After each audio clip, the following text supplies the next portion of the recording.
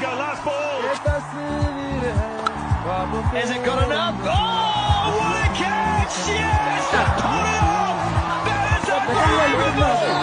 Wicket अपने shot से निराश जरूर है क्योंकि पकड़ा गया है। जय हिंद दोस्तों, मेरे चैनल डिफेंस डिस्कशन में आप सभी का स्वागत है। शाम के 7 बज चुके हैं और दिन भर में डिफेंस से जुड़ी जो खास खबरें हैं वो मैं आपके लिए लेकर हाजिर हूं। सबसे अहम खबर तो जो मैंने वायरल वीडियो आपको दिखाया जहां पर चारों तरफ बर्फ है और भारतीय सेना क्रिकेट खेल रही है, भारतीय सेना के कुछ जवान। ये वीडियो आज पूरा दिन इंटरनेट पर बहुत ज़्यादा वायरल रहा, बहुत सारे लोगों ने इसको देखा। आप भी देखिए और शेयर भी करिए।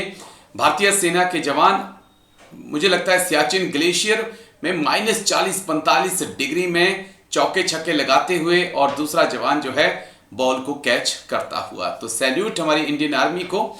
ये जज्बा, ये हौसला सिर्फ भारतीय सेना के पास है, बाकी किसी के पास नहीं।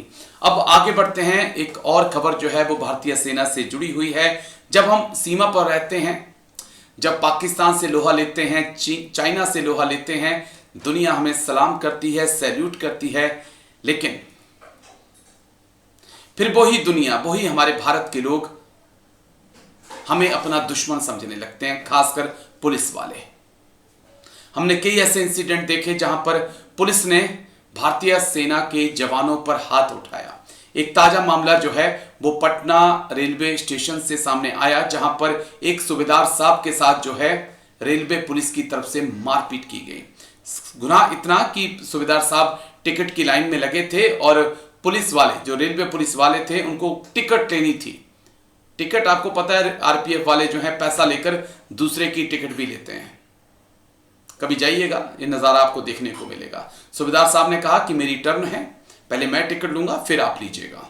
इस बात को लेकर इतना झगड़ा हुआ कि जो रेलवे पुलिस वाले हैं उन्होंने सूबेदार साहब की पिटाई कर दी, ये बताने के बाद भी कि वो भारतीय सेना के सूबेदार हैं। ये वीडियो देखिए आप। किस तरीके से इनको मारा पीटा गया, ये हृदय विदारक। और ये घटना पटना राजेंद्र नगर टर्मिनल की घटना है। बड़े पदाधिकारी के पास ये गए थे और वहाँ पर उनके ऑफिस में इनकी जो बेरहमी से इनको पीटा गया, इनके और इनके पूरे परिवार के जो लोग हैं जीआरपी के द्वारा। और ये जो केस हुआ है ये बहुत ही माने निंदनीय है। और इस तरह की घटना को सरकार को खास करके, देखिए ये लोग सुशासन की सरकार कहते हैं, तो माननीय प्रधानमंत्री जी को इस पर एक्शन है, जो कि फौजी के साथ इस तरह का चीज हुआ है। चलिए आगे बढ़ते हैं। बात असम राइफल की, जहां असम राइफल का नॉर्थ ईस्ट में ड्रग्स के खिलाफ ऑपरेशन लगातार जारी है। पॉपी कल्टीवेशन को तबाह बर्बाद करने में असम राइफल लगी है। ड्रग तस्करों के खिलाफ भी असम राइफल का ऑपरेशन लगातार जारी है। एक और बड़ी सफलता जो है असम राइफल को नॉर्थ ईस्ट में मिली है, जहां पर मणिपुर के टेंगरोपाल के यंगोबंग में 2 वाहनों से लगभग 80 लाख मूल्य की विदेशी शराब और सिगरेट जब्त की गई है। 2 व्यक्तियों को गिरफ्तार किया गया है और जब्त की गई वस्तुएं जो हैं मोहरा पुलिस को सौंप दी गई हैं। ये कार्रवाई सीमा पार तस्करी के खिलाफ असम राइफल के निरंतर संकल्प को दर्शाती है। तो सैल्यूट असम राइफल को। और यही कारण है कि असम राइफल अब कुकी हो, माइते हो, नगा हो और तमाम जो जितने आतंकी संगठन हैं, चाहे उल्फा उसमें जोड़ लीजिए, एनएससीएन को जोड़ लीजिए, उनके निशाने पर आ चुकी है। क्योंकि फ्री हैंड इनको नहीं मिल रहा है। जिस प्रकार से पहले खुलकर ड्रग्स की सप्लाई करते थे, मोटा पैसा कमाते थे, अब उस कमाई पर चोट पहुंचने लगी है। यही कारण है कि असम राइफल के कैंप के ऊपर चोरी छुपे हमले किए जा रहे हैं, जवानों को नुकसान पहुंचाने की कोशिश की जा रही है। लेकिन यकीन मानिए, असम राइफल आपको हंट करेगी, छोड़ेगी नहीं आपको।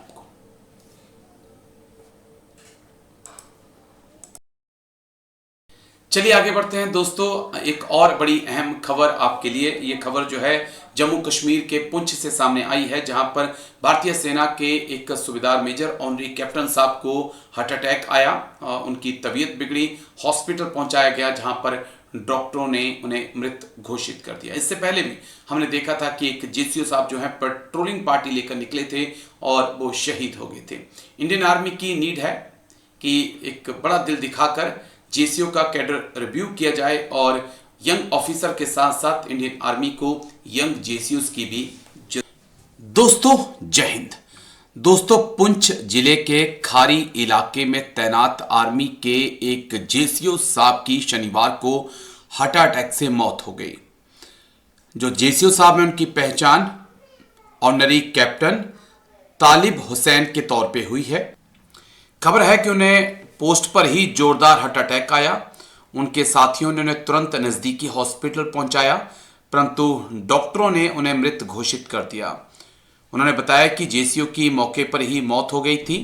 घटना का संज्ञान लिया गया है और आगे की जांच शुरू कर दी गई है।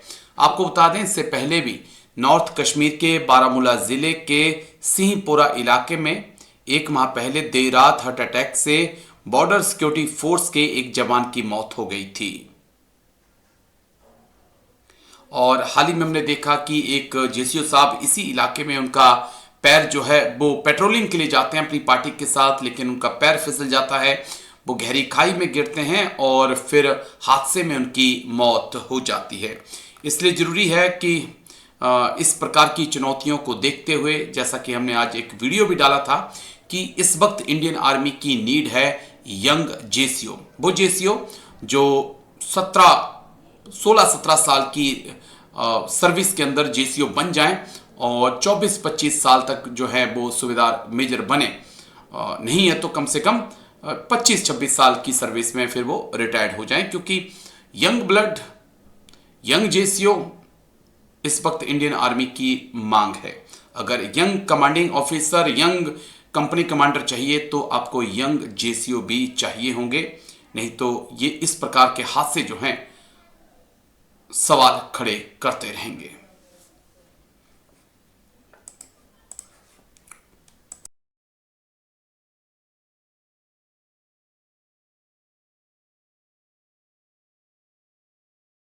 इस वक्त बदलाव के एक नए दौर से गुजर रही है।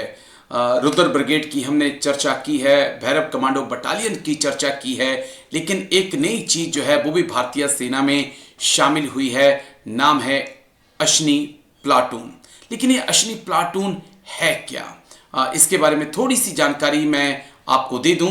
दरअसल हाल ही में एक एक्सरसाइज जो उत्तराखंड में चल रही है जिसका नाम है राम प्रहार, जहां पर अश्नी प्लाटून की जो है ताकत देखने को मिली है। यह प्लाटून बेहद खास है।